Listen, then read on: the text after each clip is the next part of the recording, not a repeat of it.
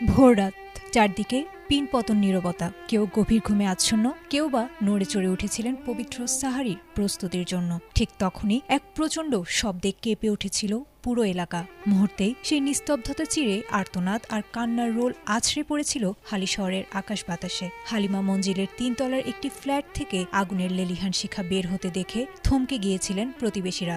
সাজানো গোছানো একটি সংসার মুহূর্তেই ধ্বংসস্তূপে পরিণত হওয়ার দৃশ্য তখন কেবল সময়ের ব্যাপার ছিল।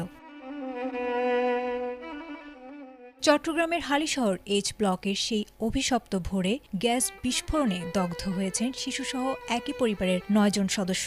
ফায়ার সার্ভিস ও প্রত্যক্ষদর্শীদের বর্ণনা অনুযায়ী রান্নাঘরে জমে থাকা অদৃশ্য গ্যাস ছোট একটি স্ফুলিঙ্গের ছোঁয়ায় হয়ে উঠেছিল প্রাণঘাতী বোমা। বিস্ফোরণের তীব্রতা এতটাই ছিল যে ফ্ল্যাটের দরজা জানালা ভেঙে চুরমার হয়ে গিয়ে পড়েছিল রাস্তায়। পাশের ফ্ল্যাটের বাসিন্দারা যখন সাহারির জন্য উঠেছিলেন তখনই তারা দেখেছিলেন দাউ দাউ করে জ্বলছিল শরীর, আর দগ্ধ অবস্থায় মানুষগুলো ছোটাছুটি করছিলেন দিক বিদিক। হাসপাতালের বার্ন ইউনিটের সাদা বিছানায় এখন কেবল দীর্ঘশ্বাস আর যন্ত্রণার গোঙ্গানি। চিকিৎসকদের তথ্য মতে আহত ৯ জনেরই অবস্থা চরম আশঙ্কাজনক। এর মধ্যে ৩ জনের শরীর পুড়ে গেছে শতভাগ, বাকিদের অবস্থাও শঙ্কার বাইরে নয়। এমনকি ছোট শিশুদের শরীরও ঝলসে গেছে ২০ থেকে ২৫%। সবারই শ্বাসনালী ক্ষতিগ্রস্ত হওয়ায় তাদের দ্রুত উন্নত চিকিৎসার জন্য ইতোমধ্যে নিয়ে যাওয়া হয়েছে Dhaka burn and plastic surgery ইনস্টিটিউটে।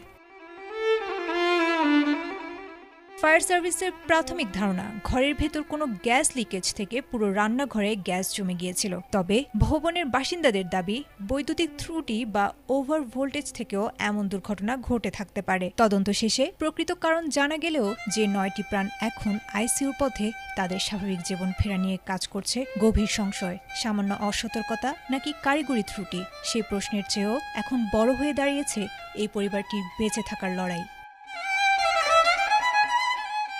Desk report, ATN Bangla.